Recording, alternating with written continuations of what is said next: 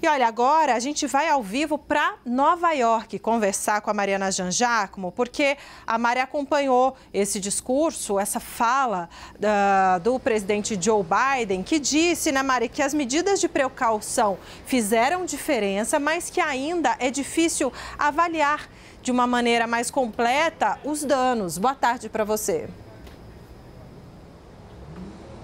Exatamente, Débora, Yuri, boa tarde a todos. Biden falou que os relatórios que recebeu indicam que a situação está sob controle, mas que, infelizmente, a gente ainda vai entender qual exatamente o tamanho do impacto, o tamanho do estrago causado pela passagem do furacão Milton, que agora é um ciclone pós-tropical, né? A categoria dele mudou, a categoria do Milton. Joe Biden falou mais uma vez, né, agradeceu, claro, aos serviços de todos os empenhados agora que continuam trabalhando nesse rescaldo, inclusive para restaurar a energia elétrica. 3 milhões de pessoas sem energia elétrica, segundo o presidente Joe Biden, nesse momento. Infelizmente, também o governo americano confirmou já 10 mortes por causa da passagem do furacão Milton. Agora, eu queria chamar a atenção aqui para um ponto que Biden insistiu, falou bastante sobre isso ontem e hoje mais uma vez, que é o combate à desinformação. Biden disse que alguns socorristas, alguns agentes dessas equipes que ajudam ali nesses rescaldos estão sendo ameaçados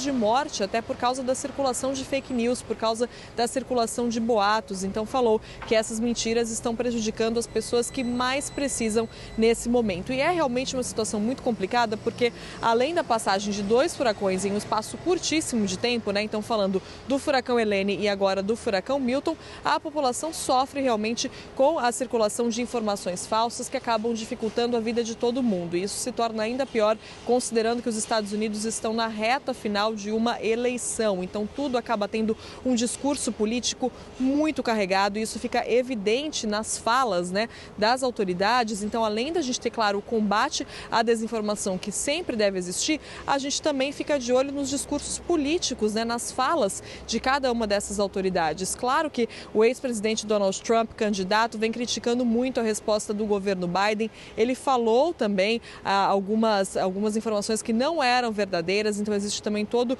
um trabalho do governo de corrigir essas informações. Ontem Biden chegou a citar nominalmente Donald Trump em um discurso sobre o furacão. Ou seja, veja só, né, um furacão está chegando, o governo tem a responsabilidade de alertar as pessoas, de falar sobre o que as pessoas têm que fazer, e Biden acabou citando Trump, dizendo que Trump estava disseminando informações falsas. Isso também fica evidente no discurso do governador da Flórida, Ron DeSantis, que é um republicano, já trocou várias farpas com Joe Biden, com Kamala Harris, e ele fala, né, chegou a dizer que todos os abrigos, que as pessoas não tinham que ter medo de ir para abrigo, porque os abrigos também têm serviço de internet providenciado pela Starlink, que é a empresa de Elon Musk apoiador de Donald Trump. Então, olha só como esses discursos estão carregados, né? E não dá para ser diferente. A gente sabe, né, o quanto a resposta do governo a esses desastres pode acabar levando alguém a ganhar ou perder uma eleição, pode contar muito na cabeça de quem vai votar. A gente viu isso, por exemplo, em 2012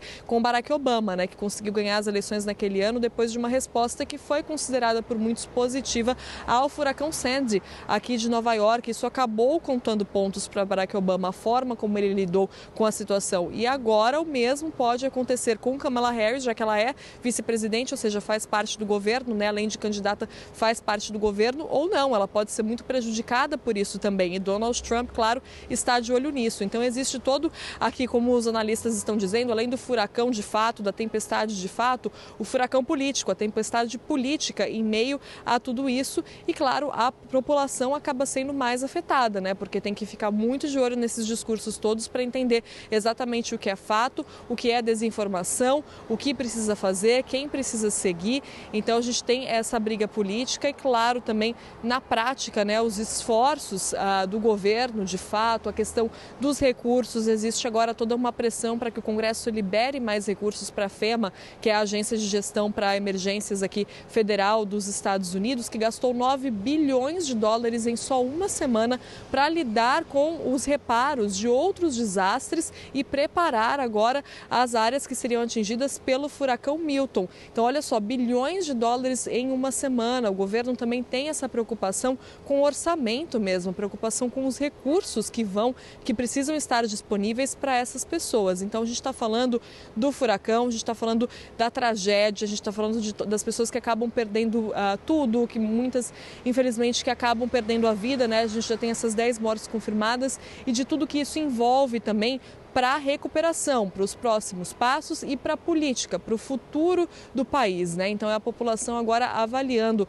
essa resposta do governo Biden, o governo agindo também para se defender, a oposição também aproveitando esse momento, tudo isso contribuindo para esse cenário aqui, que é um cenário, né? Muitas vezes eu já falei aqui o termo sem precedentes para as eleições desse ano, e a situação realmente vai ficando cada vez mais complicada, cada vez mais elementos ali vão se adicionando a essa situação, a esse cenário agora bem na reta final, a menos de um mês da eleição. Débora e Yuri.